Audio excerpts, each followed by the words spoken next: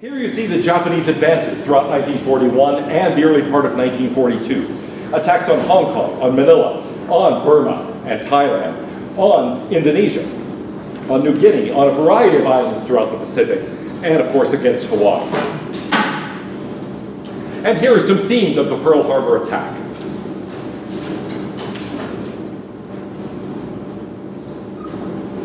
The devastation was very real and extensive. Most of the American Pacific Fleet was destroyed or at least disabled for a long period of time. Thousands of servicemen lost their lives.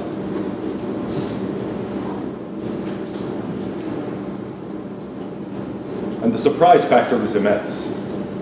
Well, here is Roosevelt signing the declaration of war. Now, Hitler at this point did declare war against the United States. He also now took explicitly complete control of the army, and so was the supreme commander in the conflict. Throughout the conflict, really, until the very late stages, Hitler was himself making all the crucial military decisions. Well, if Hitler was in some ways a brilliant political leader in the sense that he really did understand international dynamics, he was able to predict what other people would do surprisingly well, he was actually a very poor military commander. And so this too was a mistake. Taking full control of the army away from his generals was a serious miscalculation. They knew what to do, and to some extent throughout the war when they did things right, it was because they were ignoring Hitler's orders. Well, the Japanese strategy. What were the Japanese thinking in attacking Pearl Harbor? What were they doing? The thought, I think, was really that the United States would quickly accede to Japanese military and economic demands. But actually, there was no plan. The Japanese had a sort of war plan for the first 6 months of the war. After that, there simply was no plan. There was no plan for how to defeat the United States, no plan for how to hold these vast gains in the Pacific and in Southeast Asia that were actually far from Japan. Maintaining supply lines and so on was going to be immensely difficult. There was no plan for doing any of that. No plan really for the long term here at all. And so what on earth were the Japanese thinking? Well, we now have the notes, actually, from the key meetings where these decisions were being made. And again, here, they're partly covered up by the photographs, I apologize. In the original keynote file, they aren't covered up. But anyway, here is the way it goes. One of these ministers says, the War Minister, Matsuoka, is insane, isn't he? Okay? And basically, anybody who raised objections was shouted down, threatened, lost their position, and so forth. And so there was this atmosphere of people being unable to actually raise any objections at all. And so, in the end, Tojo says this. Look, sometimes you just have to take the jump. Sometimes you have to do extraordinary things, like jump off the roof of the Kiyomizu Temple. Now, here is a photograph of the Kiyomizu Temple, so you can appreciate what this means. Sometimes you just have to climb onto the roof and jump. Well, what would happen to you in real life if you climbed to the roof of that temple and jumped? You'd be dead, okay? And so sometimes you really shouldn't climb to the roof of the temple and jump. Sometimes you really shouldn't do something that is going to produce defeat. Sometimes you really have to think it through and have a long-term plan. And the Japanese really didn't. At the November 1st Liaison Conference, so just a little more than a month before the attack on Pearl Harbor, there's a discussion. And one of the generals says, look, if we go along, as we are at present, then a year or two from now, will the American fleet attack us or not? In other words, part of the argument for war is that the Americans are going to attack us at some point anyway, so there will be a war in the Pacific, better now than later. But this naval commander says, well, wait a minute. Will the Americans attack or not? What's your projection? What's the argument? 2 to 3 years, let's say? Within that time frame, will the American fleet attack? He asks the same question several times, the notes indicate. No one answers. And finally, Nagano says, he's Chief Admiral, he says, nobody knows. Well, will the American fleet come to attack us or won't it? I don't know. One person says, I don't think they'll come. Another says, I think they will. And here's the response. Well, we might go to war now. We might go to war 3 years from now. We might go to war, postpone it now and plan for one later. I think it would be easier to engage in a war now. And so they do. They make the decision to attack Pearl Harbor. And yet, when you stop and think of the level of discussion here, you're astounded to find out, wow, this is the level of it? Look, will the Americans eventually attack us or not? Long pause. Ask again and again. Yeah, I don't know. Well, you know, what if they don't? Well, I don't know. What if they do? I don't know. Is there a plan? I don't know. In short, there isn't much high-level thinking at all. I remember when I was a college student, the Watergate scandal was going on, and at some point, the transcripts, the White House transcripts were published, and you could actually read at least some of the discussions going on between President Nixon and his top aides. And I remember being so disappointed. You would expect that there in the White House, you've got these high-level theoretical discussions and highly practical discussions of all sorts of important issues, and no, it's really incredibly disappointing. And similarly here, you finally get access to the information about what the Japanese high command was thinking in the weeks before the attack, and you find out, gosh, they weren't thinking much at all. Sometimes people have said, you know, they tend to realize that much of what they do is really sort of bumbling through without doing much thinking, without having a long-term plan. But they assume that their enemies do a lot of serious thinking and have a long-term plan. And sometimes in history we get a glimpse behind the scenes and we find out no. In fact, in some cases people are tempted to say, there must be such sophisticated thinking that from the outside we can't understand it. And then you peek behind the curtain and you realize it's a Wizard of Oz type thing. Actually, the people behind the curtain are all sitting there and saying, I don't know, sometimes you just have to jump off the roof of the temple. And you're like, wait, that's an analysis? For this you're going to go to war? But that's really the level of the discussion. It is absolutely astounding. Now, nevertheless, the Japanese in the first 6 months were able to make incredible advances. Look at the red line on that map. That shows you how far the Japanese advance went throughout the Pacific. So they were able to sweep extensively to the east, take control of everything west of the Midway Islands. They were able to go down into New Guinea, take the Solomon Islands, take the Philippines, take Borneo and other parts of Indonesia, sweep into Southeast Asia. The Japanese extent of control in a very short time was really remarkable. And so initially, it looked like this bet was doing well, right? You jump off the roof of the temple, you land, you're alive, and you say, and all these people up there on that little veranda are going, you know? And at first you think, awesome! You don't realize yet, well, your legs are now badly damaged. The adrenaline is keeping you from realizing it. But the problem is, in a sense, you've got a vast area of territory here. You've got a huge section of the globe. Fine, you've managed to get this far. How do you keep it? How do you defend against all sorts of counterattacks? There was no plan for doing that whatever. Nevertheless, it all fell apart for the Japanese much more quickly than anyone could have anticipated. You've got here what really turned out to be a house of cards, or at least it looked that way. Now, it wasn't, I think, inevitable that it was going to collapse so quickly. It really required a tremendous amount of luck on the part of the United States. May 4th through 8th was the Battle of the Coral Sea. That was down toward New Guinea, and so basically it was in defense of Australia and New Zealand. And then June 6th, a month later, the Battle of Midway. That is often considered the turning point of World War II. The Battle of Midway, already just 6 months into the conflict from the United States point of view, really established American control over the Pacific. And from that point, it was a question of just pushing the Japanese advance back. The Japanese lost control of the Pacific after just 6 months. There's a wonderful movie called Midway that talks about this, and of course has the obligatory love story and all of that, but also has a lot of real footage from aerial combat in the Pacific. And so you can get a sense of what that battle really was like. It required a huge amount of luck, that a random flight just happened to spot the Japanese carriers. And so unlike at Pearl Harbor, in this case the Americans were ready for the attack, and were with a much smaller force that was highly vulnerable, nevertheless able to defeat a superior Japanese force. And so here's a map that shows you some of the battles. In the big square down there, you see the Battle of Coral Sea, and you see there were major losses there on both sides. You also see that blue star right in the middle of the Pacific, that's Midway. And the Battle of Midway occurred right around the island of Midway, which, if the Japanese had been able to take it, would have been an aerial base and a naval base from which they could easily have controlled Hawaii. Well, here is the Japanese battle plan for the Battle of Coral Sea and for taking over Southeast Asia and eventually mounting an attack on Australia.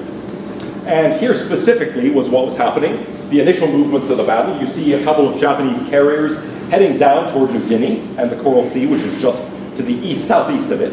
You see the Lexington heading from Pearl Harbor. It was damaged in the Pearl Harbor attacks, but not very severely, and was quickly repaired. And the Yorktown, which was already there around New Caledonia.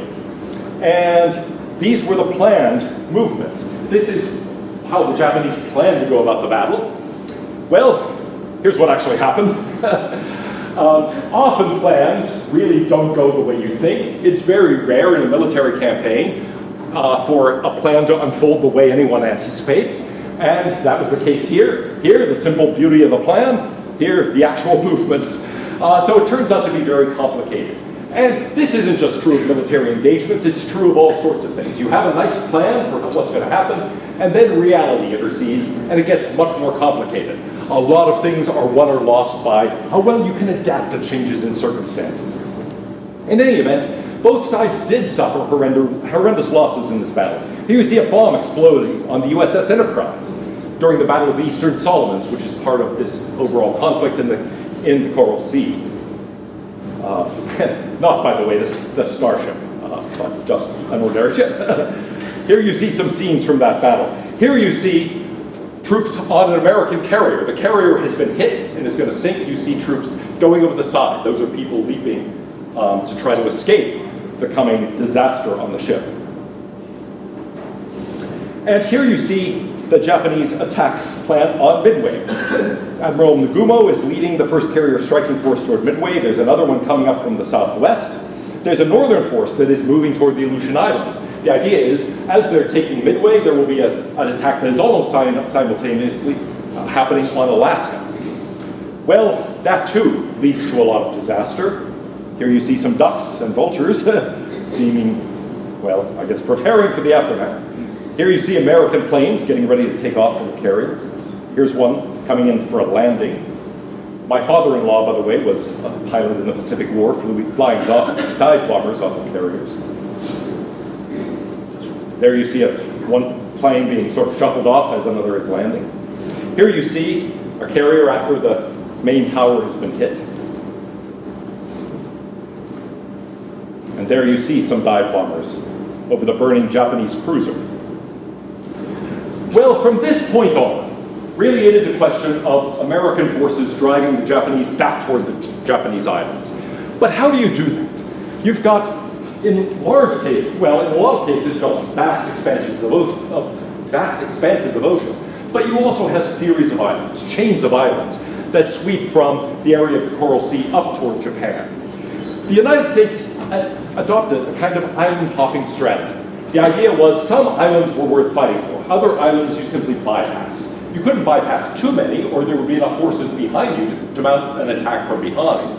But on the other hand, you didn't want to fight over every single island. You had to pick and choose. Now, I've mentioned that throughout World War II, there were a series of moral dilemmas that arose, a series of deep moral questions. And here's one that's both practically significant, militarily significant, but also morally significant. Where is it worth spending treasure and risking lives to attack an island? What island should you pass over? Those were hard decisions to make, and somebody had to make them. In August of 1942, there was a huge battle on Guadalcanal. The Japanese had taken Guadalcanal and were trying to build an air base there. The Americans fought, as you can see, for a long time, for most of the month of August, to end up driving the Japanese off the island. It finally succeeded, but at a huge cost. By late 1942, though, the U.S. war production was already greater than all the Axis powers combined. So at Italy, Germany, and Japan together, they still did not equal American war production, not even counting Britain and other allied nations. Well, here's just a map of the Pacific so you can see where the Solomon Islands were. And here you see, yes, and that's where Guadalcanal is, that little A. It's one of the islands in the Solomons. Here you see troops landing on the beach at Guadalcanal. Here you see bodies on the beach after the battle. An American soldier on guard. There you see it from the air. There is a huge amount of footage, both still photographs and also movies from these battles, so it is something you can actually see on the History Channel all the time and witness actually these battles from the point of view of people involved in them. In any case, that would have been what it looked like to be offshore, either in a low-flying aircraft, and you can see how low some of these are flying to get below radar installations and avoid anti-aircraft fire. Now, it's not as if in 1942 nothing was happening in Europe. In fact, there were similar moral questions arising there. March 28th was significant in that a German city, Lübeck, was bombed by the Allies. On May 30th, a 1,000-bomber raid against Cologne. And so that initial attempt to bomb Berlin, just sort of for Churchill to say, ha, we can do it to you too, had by this point turned into a major bombing campaign by the Americans and the British against various cities in Germany. These were mostly at this stage directed at military facilities, at factories, at munitions plants, and this kind of thing. Increasingly, however, they began to be heavier bombing raids and directed at civilian populations. Cologne, after all, was a large city, and many Germans lost their lives in these attacks. In June, the mass murder of Jews began at Auschwitz and spread quickly to other death camps. And then, September 13th to February 2nd, what is often considered the decisive battle in the European theater of the war, the Battle of Stalingrad. Hitler's troops had pushed toward Moscow and had gotten bogged down. They were in the process of being pushed back. But south of Moscow was a major city, Stalingrad, and there, the German army and the Russian army faced off at full strength against one another. The battle, as you see, went on for months. And it was a brutal battle. We'll come back to that. But first, let's talk about the bombing campaign itself. 25% of Britain's war production actually went into producing bombs. They ended up killing something like 600,000 German civilians. Here's what Paul Johnson, historian, says about this. We see here the corruptive process of moral relativism at work. Churchill was well aware of the moral decay that war brings. He was appalled by it. He had initiated the mass bombing strategy on the 2nd of July 1940 because he was overwhelmed by the prospect of Nazi occupation, the ultimate moral catastrophe, and saw bombing as the only offensive weapon then available to the British. Well, more and more, the Americans and the British engaged in such bombing campaigns. At the early stages, it looked like that was the only option in Europe. As we'll see, that went on and took on a life of its own, independent of, to some extent, any military strategy behind it. Here you see scenes of the Battle of Stalingrad, which ended up devastating the city and being a question of house-to-house fighting that went on for months. Very little of the city, as you can see, ended up being habitable after that. In 1943, right at the beginning of the year, there was a Casablanca conference between Churchill and Roosevelt to try to get together to map out the course of the rest of the war and begin drawing up plans for after the war. Also that year, the Warsaw Ghetto Uprising, where really a small number of Jews with a small number of weapons were able to hold off the German army for almost a month. And here you see scenes of Warsaw and the devastation that was brought about as a result. Well, 1943 saw the end of Hitler's campaign to advance into the Middle East by way of North Africa. The troops there surrendered.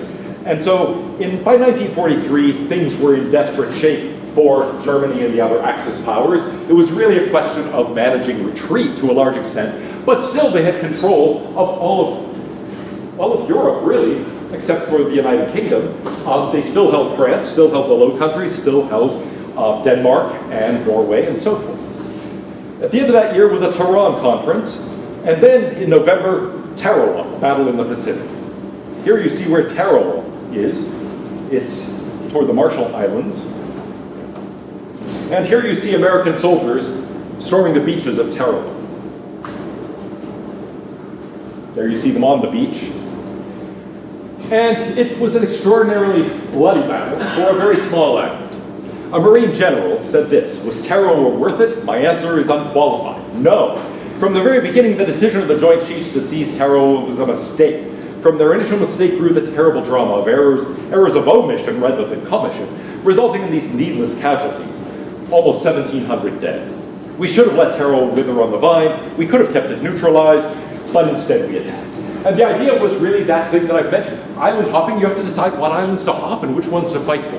And you don't always make the right call. Sometimes you end up losing large numbers of lives for really no discernible reason. In any event, here you see the beaches after the attack on Tarawa. Thousands died there on both sides, and for what was really, in the end, an insignificant military objective. 1944 saw a more obvious shift in the war. Things were already going badly for the Axis, but by 1944, it became obvious to everyone. June 6th, D-Day, the invasion of Normandy. That is where British and American soldiers, and some Australians and so forth, attacked the beaches at Normandy and started pushing the German army back from France.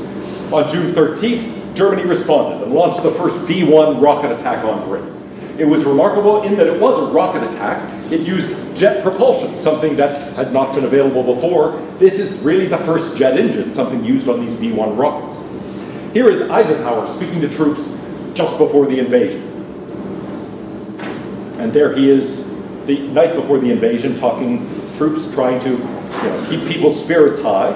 Here is the actual attack. People could only get part of the way towards shore on these kinds of infantry craft, and then they had to wade towards shore against a bank, a beach, and then overseen by cliffs on which the Germans had well-fortified machine gun placement, basically, and artillery.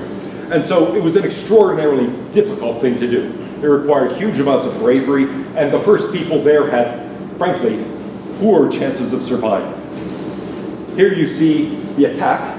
You can see a couple of blimps overhead for aerial information as people were trying to coordinate the attack. There was also a paratroop attack. People were landing behind the lines to try to confuse the German response. And here you see a paratrooper landing rather unfortunately. There you see an image of the V-1 rocket as it's about to explode in London. Well, the attack, despite the huge loss of life initially, did go very well. By August 25th, the Allies had been able to push from the shores of Normandy to Paris and were able to liberate Paris. And so, if you look at it on a map, that's not a great distance. It required a vast investment of lives and material to do that. But within 3 months, Paris had been liberated. And so here you see the parade of people celebrating the liberation of Paris from Nazi control. And here it is at street level. You see some German soldiers being paraded through the streets there. Well, by the end of 1944, Hitler realized that things were going very badly. And by this point, France had basically fallen out of German control entirely. The Germans were pushed back to the boundary. And at this point, Hitler realized he had to gamble. He was losing the war. And so he launched a major counterattack in the Ardennes forest, trying to break the American and British lines. That was called the Battle of the Bulge. One of my former colleagues in the philosophy department was in the Battle of the Bulge and ended up being wounded in the shoulder. He ended up being stuck in the snow for about 2 days until people were actually able to get to him. He was never actually able to use that shoulder again. But what can you do if you can't use your shoulder? Teach philosophy. So he did. Well, in any case, the Battle of the Bulge was an extraordinarily dangerous and bloody fight. It was happening in the thick of winter, in heavy forest. It was inordinately difficult circumstances for anyone to actually make significant advances, for the people even to know what was going on. It's an occasion for one of the most famous exchanges of the war. When the Germans began breaking through the line, they sent a message to General McAuliffe demanding his surrender. And he responded to this demand for surrender with one word: nuts. The Germans were completely baffled about the meaning of this. Okay, nuts? Nuts? What? Peanuts? Almonds? What? People had no idea what this meant. But in any case, this became a famous story. The American troops fought back and were able to finally defeat the German counterattack. But it was an extraordinarily close thing. It was another one of those spots in the war where really a huge amount of luck was involved and things could easily have gone either way. Here you see the fighting conditions. This is in a swampy and forested area of France, at that point frozen and under a cover of snow. Here you see American soldiers dug in. Here you see some trying to advance. And here you see some happily displaying a German flag after defeating a German unit. Now, 1945, things began unfolding very quickly, and Hitler's plans began to evaporate quickly.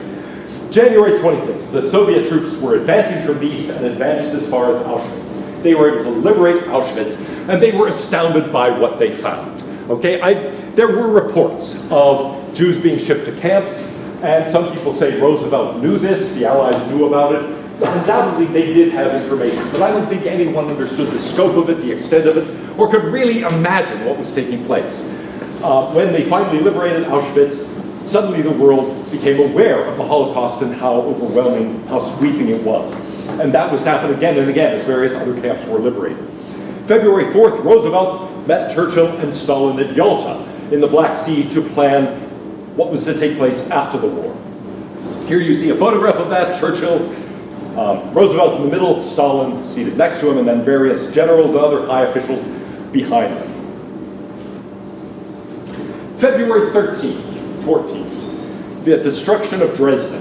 Stalin was complaining that he, on the Eastern Front, was carrying most of the burden of the war. He was saying, look, you Americans, you British, you aren't doing your jobs. Do something to take some of the pressure off of the Russian army on the Eastern Front. The response was to bomb Dresden. 650,000 incendiary bombs were dropped on the city. Were dropped on Shrove Tuesday, in other words, Fat Tuesday, just before Lent. Children were out in the streets celebrating, Mardi Gras, essentially. 135,000 people were killed. Goebbels toured the city after the attack and said, this is the work of lunatics. Here you see the bombing fleets. And here you see Dresden as it was actually being bombed. Here is the aftermath. There were not enough survivors to bury the dead. You see vast numbers of dead people in the streets, the Germans trying to figure out what to do. And here you see corpses just piled on a barge. And there's the city after the attack. Vast amounts of it just destroyed, really building shells and nothing else. April 12th, the Allies liberated Buchenwald and Bergen-Belsen. Also, on April 12th, Franklin Delano Roosevelt died. And so just as the war was coming to an end in Europe, Roosevelt died. He was succeeded by his vice president, Harry Truman. Shortly thereafter, Mussolini was caught.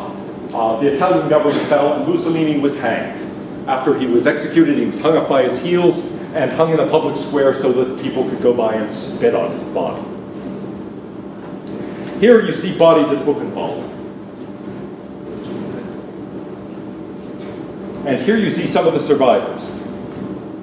There is a guy there who is looking out right in that middle sort of square, the person on the right.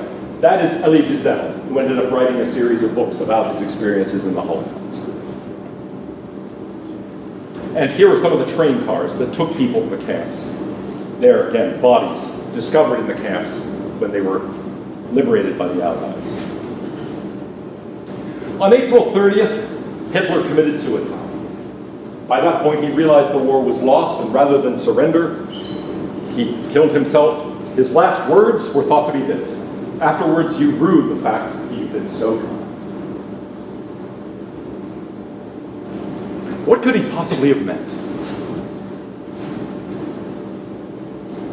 I mean, Hitler doesn't seem like a kind guy. So what was he regretting? Can anyone interpret this? Yeah. Does he say he wished he'd gone harder on them? Yeah. Well, but on whom? When was Hitler ever kind? I have a theory about the answer. Probably we'll never really know. Yeah. To the British. To the British. Yes, exactly. He held off on attacking Britain. He could have actually destroyed the British Royal Air Force. He could have destroyed the British Army at Dunkirk. He didn't do it. He had this idea that if only he were forgiving with the British, only if he let the army survive and so on, that eventually Churchill would ally himself with him or at least sign a non-aggression pact. He thought he could bully Britain enough to getting out of the war. And that was a serious miscalculation. So I think from his point of view, that's the point where he was so kind. He could have destroyed Britain and he didn't do it. In any case, May 8th, VE Day, Victory in Europe Day. Here you see Hitler reviewing some of the Hitler Youth just before his suicide. And there he is talking to somebody. I think this may be the last photograph of him alive. But that doesn't mean the war in the Pacific was over, not by any means. 1945, February through March was the battle for Iwo Jima. As you can see, it was a battle that lasted more than a month. It too was an extraordinarily bloody battle over a small island. That's where Iwo Jima is. It's halfway between Guam and the Japanese mainland, which is why it is such an important island. It was an important stepping stone. It was a place where carriers, if they were safe there, could launch aerial attacks against Japan. It was a place where bombers might be located. It was of real military importance. And so here you see an American ship reeling after being hit. That's another shot of where Iwo Jima is, and gives you some idea of its significance. And this is what it looked like. Iwo Jima is a small island with one large hill that overlooks the rest, which is mostly beach and an area just above the beach. Here you see American soldiers on the beach trying to attack Iwo Jima and push the Japanese off the island. As you can see, there are a lot of dead bodies in addition to people sheltering there on the beach. The Japanese had an installation at the top of that mountain, making it extraordinarily difficult to attack. And so it was another of those situations where to attack people, you had to get them off the hill. How were you going to do that? There wasn't really an aerial base close enough to help you a lot. And so in the end, what you had to do was just land on the beach and lose large numbers of lives as people tried to progress up that hillside. And here you can see an American soldier trying to advance toward those Japanese positions. Eventually they did push the Japanese off the top, and there's a famous photograph of the flag being raised on the top of Iwo Jima. Roy will have a lot to say about this. In any case, the American soldiers get to the top, and the photographer is backing up, almost falling off the cliff, and manages remarkably to get this incredible photograph. Here's another, this is the one that he thought would be the famous photograph of that whole unit at the top with the American flag. It was not really the famous one. But you see there the joy of these soldiers that they finally managed to survive and get to the top. Actually, there's a sad footnote to this. Almost everyone in that photograph ended up dying on Iwo Jima. The Japanese launched a counterattack and took the hill back, and it required a further counterattack for the Americans to take it and keep it. But that, anyway, is the famous image. Now, the fighting continued, and the bloodiest battle after this was the battle for Okinawa. Here you can see where Okinawa is. It is halfway between Taiwan and the Japanese mainland. And so it was a different avenue of approach to Japan. This was something that actually made all previous battles in the war pale by comparison, at any rate in the Pacific. The loss of life on both sides was incredibly high. And part of that was that the Japanese were lodged in caves and other sort of natural fortifications on the island, but partly it was because they began a new strategy, kamikaze attacks. These had been pursued to some degree before, but this method was heightened. And the idea, it was really a suicide attack. These were small, very quick planes piloted by one person.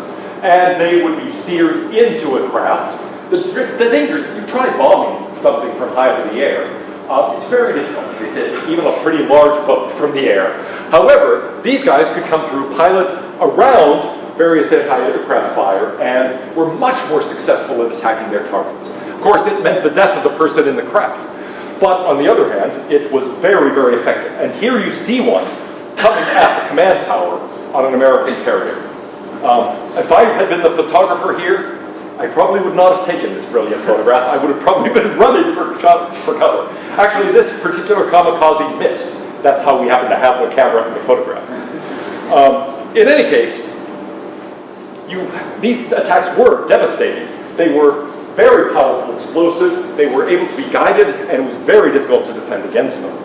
And so you can see here a variety of American ships after kamikaze attacks. Here you see a Japanese plane hit by anti-aircraft fire during one of these battles. Well, here are American troops storming the beach in Okinawa. Here's an American plane launching, supporting fire. And here you see someone climbing a ridge there to plant an American flag. But the war didn't end until 2 atomic bombs were dropped on Japan at Hiroshima and Nagasaki. And it was shortly after that Japan surrendered. And so September 2nd was the official day of the signing ceremonies. That was celebrated as VJ, victory over Japan. You can see, well, after the first bomb went off, the Japanese did not respond. They did not surrender. They thought this was a hoax. In fact, the Americans, before the bombing attack, dropped leaflets saying, "Get out of the city." The Japanese didn't respond, thinking it was a sort of propaganda trick. But in the end, after the first bombing, thought, surely they don't have another one. Well, after the second one, they realized they do have other ones. And Actually, we didn't. Those were the only two.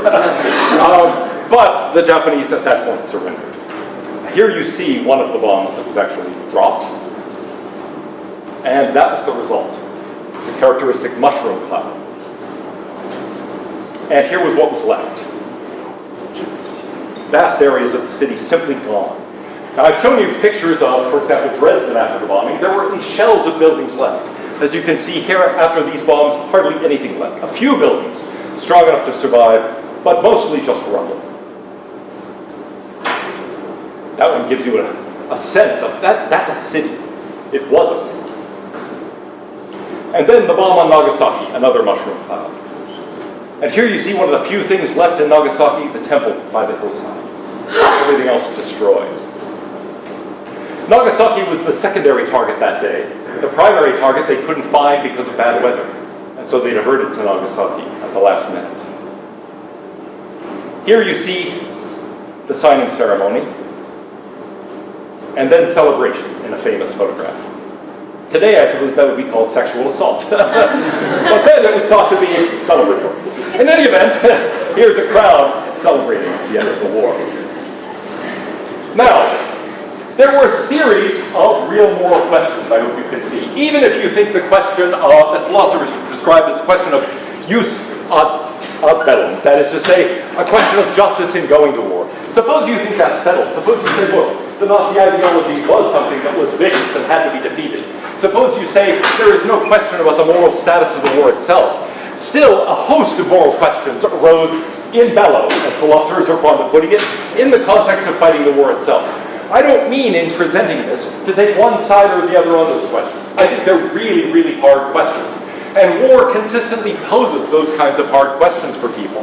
The options for Truman, for example, in deciding to drop the bombs were either to attack civilian cities and produce hundreds of thousands of deaths, or to actually launch an attack against the Japanese mainland, one which they projected would have caused millions of deaths on each side. And so he really gives very little evidence in the documentation we have of having wrestled with this for very much as a moral question. He simply said hundreds of thousands of deaths as opposed to millions of deaths. I'll choose the hundreds of thousands. But it is a difficult moral question. And it's a difficult moral question that arises with the island hopping strategy, with the bombing campaign against Germany.